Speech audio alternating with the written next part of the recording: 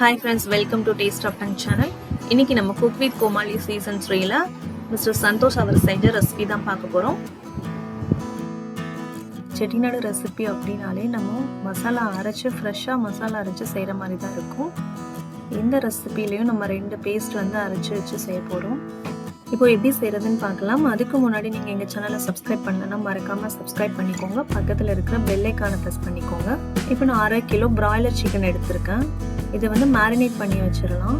Marinate பண்ணுறதுக்கு 1/2 spoon மஞ்சள் தூள், 1 ஸ்பூன் மிளகாய் தூள், 2 ஸ்பூன் தனியா பவுடர், 2 டேபிள் ஸ்பூன் அளவுக்கு தயிர் சேர்த்து நல்லா மேரினேட் பண்ணி வச்சுருக்கேன். நான் இது 2 hours வந்து நான் ஊற வச்சுருக்கேன்.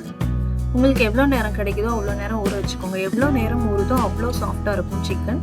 மினிமம் 30 minutes ஆகுது நீங்கள் வந்து ஊற வச்சுக்கணும். இப்போ நம்ம மசாலா அரைச்சிடலாம். அதுக்கு ஒரு கடாயில் கொஞ்சமாக எண்ணெய் சேர்த்துட்டு இதில் 1 ஸ்பூன் தனியா, 1 ஸ்பூன் சோம்பு, 1 ஸ்பூன் சீரகம், 6 மிளகா வத்தல் சேர்த்துருக்கேன்.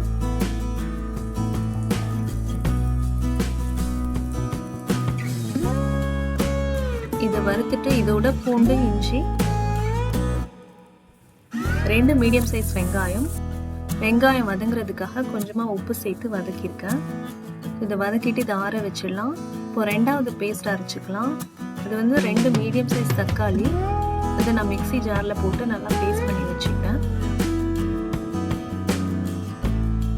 இப்போ நம்ம வெங்காயம் வதக்கி வச்சதை அதையும் ஜாரில் போட்டு நல்லா ஃபைனாக பேஸ்ட் பண்ணி வச்சுக்கலாம். இப்போ நம்மளோட 2 பேஸ்ட்டும் ரெடி ஆயிடுச்சு. இப்போ ஒரு கடாயில் 1 டேபிள் ஸ்பூன் அளவுக்கு எண்ணெய் ஊற்றிட்டு பட்டை, லவங்கம், கல்பாசி இதை சேர்த்துக்கலாம். அதுக்கப்புறமா நம்ம அரைச்சு வச்சா வெங்காய பேஸ்ட்டை வந்து இதோட சேர்த்துக்கலாம். இந்த ரெசிபியில் வந்து நம்ம வெங்காயத்தை அரைச்சிருக்கோம், தக்காளியையும் அரைச்சிருக்கோம். அதனால வந்து அதோட பச்சை வாசனை ராவாக தெரியும் என்னதான் இருந்தாலும். அதுக்காக நம்ம என்ன பண்ணணும் அப்படின்னா நல்லா இந்த மசாலாவை வதக்கிக்கணும். அதோட பச்சை வாசனை போகிற அளவுக்கு வதக்கணும். அப்போ தான் ரெசிபி நல்லாயிருக்கும். இல்லைன்னா அந்த ராஸ்மெல் கொஞ்சம் இருக்க தான் செய்யும்.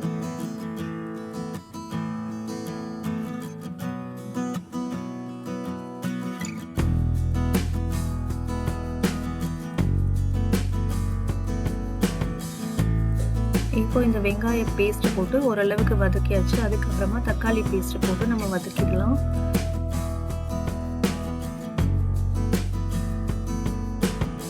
இது தண்ணியே ஊத்தாததுனால ரொம்ப தெரிக்கும். நீங்க லிட் போட்டு மூடி வச்சு செஞ்சிருங்க.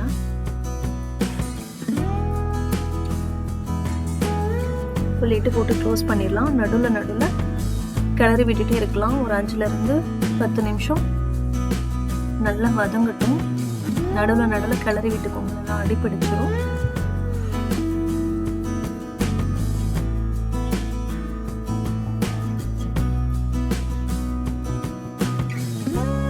இப்போ இதோட நம்ம மேரினேட் பண்ணி வச்சோம் சிக்கனை சேர்த்துக்கலாம். இப்போ வரைக்கும் நம்ம தண்ணி சேர்க்கவே இல்லை. இதுக்கப்புறமா அந்த ஜாரை வாஷ் பண்ண வாட்டரை வந்து இதோட சேர்த்துக்கலாம். இப்போ நான் 2 hours வந்து மேரினேட் பண்ணி வச்சிருக்கேன். அதனால எனக்கு சிக்கன் வேகிறதுக்கு 5ல இருந்து 7 நிமிஷம் போதும். ஓவர் குக் பண்ணால் சிக்கன் ரப்பர் மாதிரி ஆகிடும். இப்போ இதை ஒரு லிட்டு போட்டு மூடி வச்சு ஒரு 5ல இருந்து 7 நிமிஷம் வேக வச்சுக்கலாம். சிக்கன் வெந்ததுக்கு அப்புறமா இதோட 2 டேபிள் ஸ்பூன் அளவுக்கு நான் தயிர் சேர்த்துருக்கேன். தயிர் சேர்த்து ரொம்ப நேரம் கொதிக்க வைக்க தேவையில்லை. ஒரு 2ல இருந்து 3 நிமிஷம் கொதிச்சா போதும். ஃபைனலாக கொத்தமல்லி தூவி நம்ம கார்னிஷ் பண்ணிடலாம். இந்த ரெசிபி செய்யும்போது செஃப் பட் சொன்ன மாதிரி வீடே கம்மன்னு மணந்தது. நீங்களும் உங்கள் வீட்டில் இந்த ரெசிபி ட்ரை பண்ணி பாருங்கள்.